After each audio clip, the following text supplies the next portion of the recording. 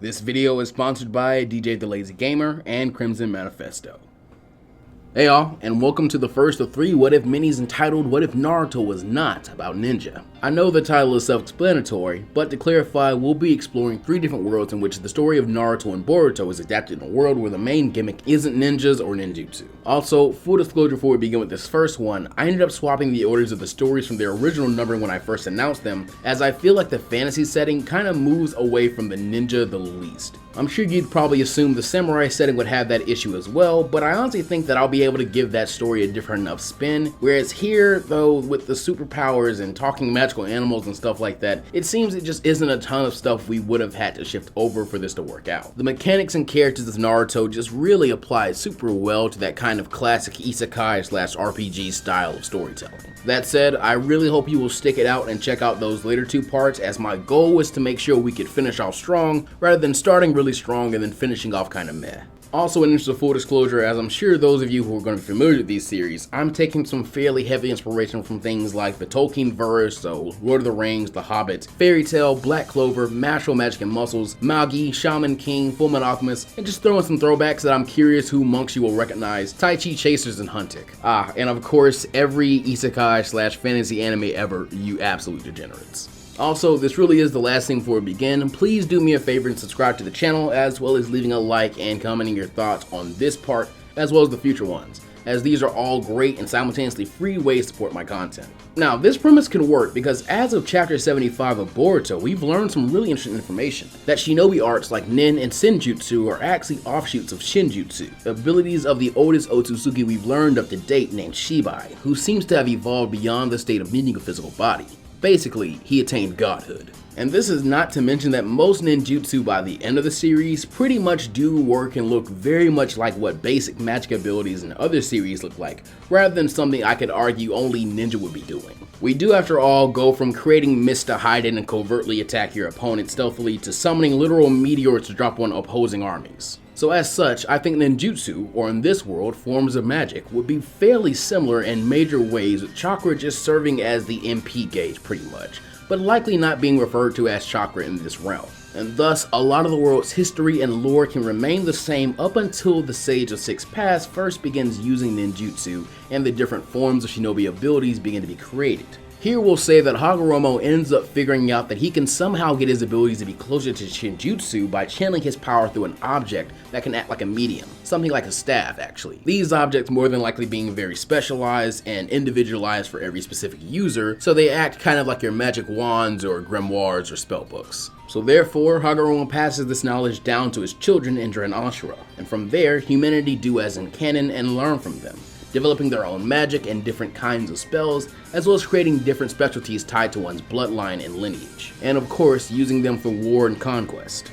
From here, of course, we would then get into the era of Hashirama and Madara, and while you could just look at them as strong mages, I think you can really lean into the setting a little bit more and play with Madara's boogeyman status, letting him become something more like your typical RPG demon lord, with Hashirama of course taking up the role of the legendary hero, which, considering his world famous status and the fact that he has your somewhat classical mythological hero's labors like forming the first treaty between the 5 nations, subduing and distributing the tail beast, and defeating Madara, it kinda works out. And speaking of Jinchuriki and sealing arts in general, they would probably still exist here. If anything, they would possibly be even less rare. I could very much see in a scenario like this, where magic is a little simpler to explain to the layman than secretive shinobi arts were, people would probably want to become Jinchuriki, just for the power. Since you would also still have that natural divide where some people are kind of just born to be civilians and have naturally less chakra than other people's, whereas in this world it's just you have naturally less mana than other people. Plus, fantasy worlds are so much more fun when humans aren't the only sentient creatures in them, and where say if a dragon and a human were to fall in love, for example, they can produce viable offspring because, magic. And this would tie magnificently into the original concept of Kekkei Genkai. So while I won't waste time listing all the different kinds of races our characters could be here, you'll notice that a few familiar faces aren't referred to as human. Like for example, in this world, the Uchiha will be referred to as dark elves, whereas the Hyuga, even though they don't really come up much here, are your more common wood elves. Also, in terms of groundwork kinda laid out for lore reasons, they obviously wouldn't be referring to any major conflicts as Shinobi World Wars. But maybe it's just World Wars, since I don't think everyone would be a straight up magic wand waving wizard, but rather would use their chakra or their magic / Gekkei Genkai in some similar ways as they did as ninja. The most notable thing is that most forms of physical or stealth combat from the ninja world would be fairly rare in this one. Or like, since I think summoning magic would be its own kind of thing that some people would specialize in, you could kind of see what I was talking about earlier with some people kind of seeking out being Jinchuriki and maybe trying to find ways to seal certain summons inside of themselves, creating kind of a graded Jinchuriki system the same way Shinobi are ranked in terms of danger. Though admittedly, this could certainly be a fruitless effort since the tailed beasts are actually masses of sentient chakra, while summons like Gamabunta, for example, are implied to be physically flesh and blood like the Shinobi who summoned them. Still though, they are pretty much just naturally occurring animals with higher than normal levels of chakra. While we're at it, let's also go ahead and do what I was just talking about and break down most of the really iconic Shinobi abilities into some different main branches of magic so we don't waste time doing stuff like that later on. You'd obviously have your basic elemental or caster magic, since I can't think of many fantasy settings without this staple. I don't think there are many wizard builds in say D&D where you can't cast fireball or something like that. And because that lends itself really well to the idea of chakra natures and the elemental combo Gekkei Genkai like Ice Release, the vast majority of mages would simply specialize in this kind of stuff, since it would probably be the easiest to get a grasp of. Basically, produce something out of magic and then lob it at the opponent. It doesn't really get much simpler than that. But then as you get into the more complicated stuff, you would again need a new category. So for example, there would be illusion magic, which would basically represent Genjutsu. Very self-explanatory. Or like techniques that basically just amp a person's physical stats like the 8 gates would likely be considered something like augmentation magic. And again, these would still be really rare in this world. And obviously stuff like taijutsu or just martial arts in general would be even more rare. As for something like senjutsu or sage arts, because of their explanation, you could probably most accurately describe this as druidic magic. Or maybe you would just label these techniques as amped by nature chakra as the druidic version of that technique. Sealing jutsu, as I said, could also be transplanted pretty one-to-one, but since seals usually require a physical formula to be drawn out and have chakra channeled through them, we would be more on brand to label this as rune magic or something like that. This is actually kind of a really fun mental exercise, so if you guys have any ideas for like what you would call, say, the healing arts or medical ninjutsu and stuff like that, let me know in the comments. I'd really like to hear what you have to say. So with all this groundwork laid out, we can actually get into the little vignette of this part. Naruto and the Road of Fantasy, Ninetale, Danzos and Dragons.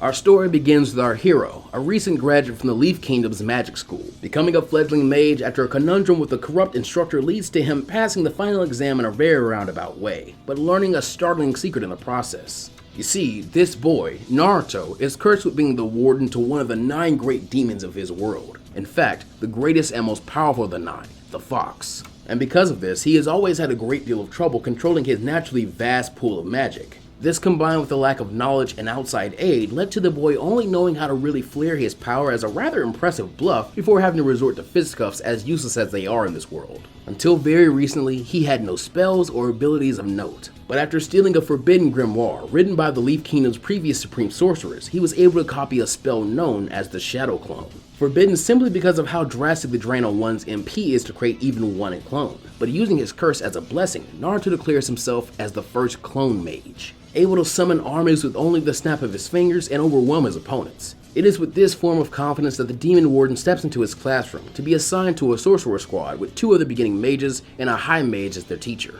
However, much of his happiness and confidence drains away after it is announced that one of his teammates is to be the village's dark elf prince, Sasuke Uchiha.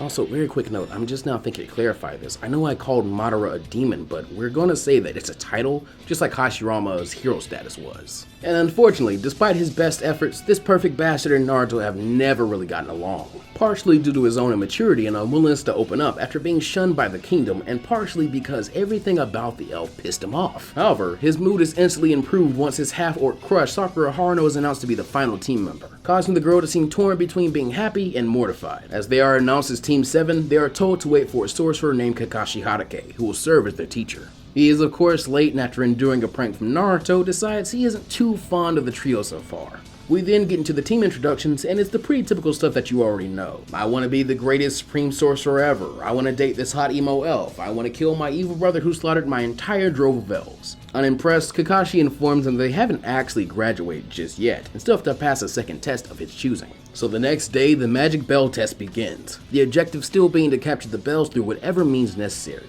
whether that be using a spell which can actually incapacitate Kakashi and claim them, or using a spell which can just straight up take the bells. Also, as another fun change, I actually don't think there will be any real attempt by the teacher giving the test to obfuscate that the goal is teamwork. For one thing, the whole see-through deception thing was more so of an aspect of ninja. Not to mention, thematically, teamwork as a concept kind of fits magic users better than it does Shinobi, since most magicians as performers have always used assistants as ways to distract the audience from the sleight of hand behind their actual trick. There would likely just be 3 bells, and the objective would just be to coordinate and successfully capture the bells straightforwardly. Even so, this dysfunctional trio bicker instead of forming a plan, with Naruto wanting to take center stage instead of Sasuke, as Sakura demands he fill the role as the future couple's assistant. Fed up with this, the clone mage decides to go it alone. Using his very body as a conduit for his vast magic, he fills their training ground with 100 doppelgangers, all ready for battle. However, with the wave of his staff, Kakashi reveals that his magic is that of copying, and thus, with some fatigue, it's able to reduce Naruto's number advantage with only 10 clones of his own, which are easily able to mow the blonde army down with low-level spells the copy mage had picked up over the years. Scoffing that she expected as much, Sakura steps up next and removes a massive battle axe used as her conduit from her back with ease. Channeling her muscle magic through it, she slams the weapon into the ground and creates a large fissure in order to swallow up the older mage, only willing to release him if he relinquishes the bells for her and Sasuke. But instead, simply copying her magic, Kakashi is easily able to jump out of the chasm and simply flicks a rock at the half-orc, which pings between her eyes, leaving her in a heap alongside Naruto. As he looks back to Sasuke to ask if he's sure he wants to continue this, his single visible eye widens as he uses the last of his muscle magic to move quick enough to dodge as 2 arrows crackling with fiery lightning zoom past his face. Looking back to the young Dark Elf weapon mage, and showing surprise at how well he is able to control his ability for a beginner, before being forced to dodge another barrage of arrows. Finally growing tired of this, Sasuke unsheathes the elven-forged mithril sword, which begins to glow and hum with the force of the Avenger's magic as he rushes to cleave his would-be teacher in 2, only to soon find himself buried up to the neck, as Kakashi had simply used earth magic he'd copied in the past to make a big hole for the boy to fall into, walking forward to end the test by bonking the elf into unconsciousness with his staff. Once the trio awaken to see Kakashi has eaten all their lunches, he begins to lecture them, questioning how they didn't see the obvious win condition of the fight by just combining their talents. If they had simply had Naruto use his clone magic on Sakura while she uses her muscle magic, and finally had Sasuke use weapon magic to enhance the weapons of the Sakura army, his goose would have been cooked. However, ignoring this, the young hungry mages all vent their anger at him in near perfect sync, each dressing him down in a way that builds off the last insult, whether it be the drab and old school way the wizard dresses, to his magic being bootleg versions of other people's according to Naruto. Sweat dropping, Kakashi at least praises them for finally working together on something, and begrudgingly passes the trio as his students, mostly because they're entertaining if nothing else. But sadly, Plus Ultra fam, that is where I'm going to be leaving this story off forever. Again, I really hope you'll forgive me for the very abrupt end on this one, as it was pretty much just majority setup for the world. I was really trying to do my best to move over what aspects of Naruto's DNA into this different setting that I could that wouldn't really hurt anything, but I'm certain mileage is going to vary for a lot of you. And as I've just said, I'm really not willing to try and come back and continue these that much, since I just don't see that much narrative meat on the bones myself. However, if any of you out there are really invested in seeing more of this story, you 100% have my blessing to use this part as a jumping off point for your own take of this idea. Or feel free to completely scrap it and start your own if you believe you just have a better way to start the premise. And on top of all that, please let me know so I can try and share it to my community, because I'm sure the few of you who probably will have enjoyed this would like to see somebody try and continue it if they do. With that out of the way though, there really isn't much to do other than to go ahead and give a shout out to our patrons and get on out of here. Crimson Manifesto, DJ the Lazy Gamer, Dominique, Knuckles OX, Pizza 15X, Aaron Winters, Narku, Normandy 1998, Jay Ray, Stephen Norton, Shao P, Anthony Canales, Daniel Smith, Inebriated, Infernate Beast 326, Jamal Hayden, Kevin, Adrian Carr, Samuel Viveros, Vegito Gaming 78, and Zach Haji. It can never be overstated how much you guys' direct support of the channel means and what it does for the channel, as it allows me to sometimes, when ad revenue isn't going to be enough, make sure I can get new custom renders and hire voice actors and all the other stuff that really makes my content go above and beyond. But there's nothing left to do but to tell you to always take care of yourselves and the world around you. And as always, be sure to go beyond Plus Ultra. And I'll see you guys next time.